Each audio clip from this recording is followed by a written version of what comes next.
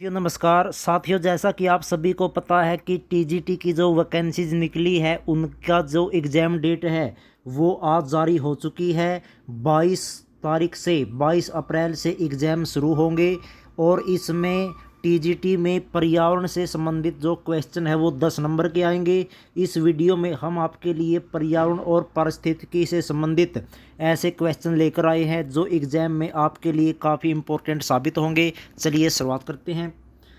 वन्यजीव संरक्षण हेतु भारत में वन्यजीव बोर्ड का गठन कब किया गया? वर्ष 1952 में। काफ़ी इम्पोर्टेंट क्वेश्चन। साथ में आप ये भी देख सकते हैं कब ये पूछा गया था। यूपीएससी 2014 में ये क्वेश्चन पूछा गया था। वन्यजीव संरक्षण हेतु भारत में वन्यजीव बोर्ड का गठन हुआ था 1952 में। वन्यजीव संरक्षण अधिनियम 9 सितंबर 1972 को पारित किया गया था। कब पारित किया गया? 9 सितंबर 1972 को वन्यजीव संरक्षण अधिनियम। भारत सरकार ने बाघों की सुरक्षा हेतु 1973 में वर्ल्ड वाइल्ड लाइफ फंड की सहायता से बाघ परियोजना का प्रारंभ किया। काफ़ी इंपॉर्टेंट क्वेश्चन, कई बार कंपटीशन एग्जाम में आता है। प्रोजेक्ट टाइगर की शुरुआत कब की गई? 1973 में। किससे संबंधित था प्रोजेक्ट टाइगर? बाघों की सुरक्षा से संबंधित। मध्य प्रदेश में सर्वाधिक संख्या में वन्यजीव अभयारण्य है। बहुत ही इंपॉर्टेंट क्वेश्चन दोस्तों। सबसे ज़्यादा वन्यजीव अभयारण्य किस राज्य में है? मध्य प्रदेश में। भारतीय वन्यजीव संस्थान कहाँ पर स्थित है? देहरादून में। और देहरादून कहाँ पर है? उत्तराखंड में। उत्तराखंड की राजधानी है देहरादून। भारतवर्ष 1976 में वन्य प्राणी जाति और वनस्पति जाति की संकटापन्न जातियों के अंतर्राष्ट्रीय व्यापार संबंधी अनुबंध का हस्ताक्षरकर्ता बना था। बहुत ही इंपॉर्टेंट क्वेश्चन दोस्तों ये। दाचीग्राम एकमात्र ऐसा सेंचुरी है जहां कश्मीरी महामृग पाया जाता है। बहुत ही इंपॉर्टेंट क्वेश्चन, प्रश्न ऐसे आ सकता है, ऐसा भारत का कौन सा अभयारण्य है या सेंचुरी है जहां कश्मीरी महामृग पाया जाता है? तो दाचीग्राम। और दाचीग्राम कहां पर है? जम्मू और कश्मीर में। मॉरिशस का डोडो पक्षी अब विलुप्त हो गया है। क्वेश्चन ये भी आ सकता है, डोडो पक्षी किस देश से संबंधित है? मॉरिशस। और अब ये पक्षी किस श्रेणी में आता है? विलुप्त। यानी अब इसकी कोई भी जो प्रजाति है वो नहीं पाई जाती, कोई भी संख्या इसकी दुनिया में अब नहीं पाई जाती।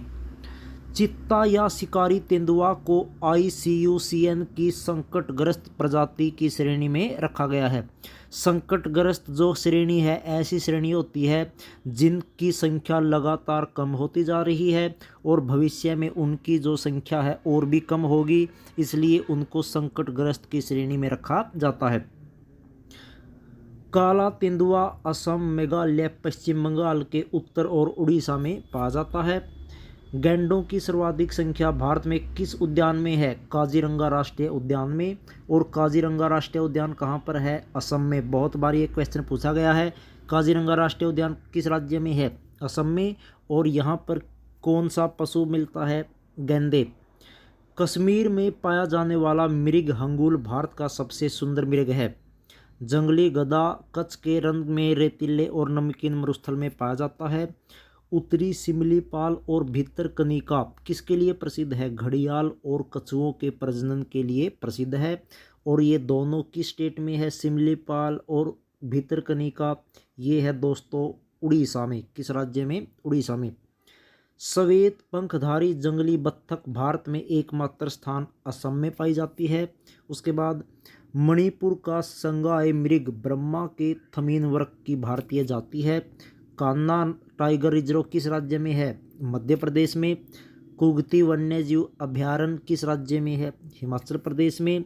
रेड डाटा बुक में केवल संकटग्रस्त पौधों और पशुओं की प्रजातियों की सूची शामिल होती है। बहुत ही इंपॉर्टेंट क्वेश्चन दोस्तों ये। क्वेश्चन ऐसे बनेगा, रेड डाटा बुक किससे संबंधित है? संकटग्रस्त पौधों और पशुओं की प्रजातियों की सूची से। रेड डाटा बुक का प्रकाशन किसके द्वारा किया जाता है? प्रश्न ये भी आ सकता है, IUCN के द्वारा, जिसकी फुल फॉर्म क्या है? International union for conservation of nature. ICUN के रेड डाटा बुक में 47 प्राणी प्रजातियों को खतरनाक रूप से लुप्तप्राय श्रेणी में रखा गया है।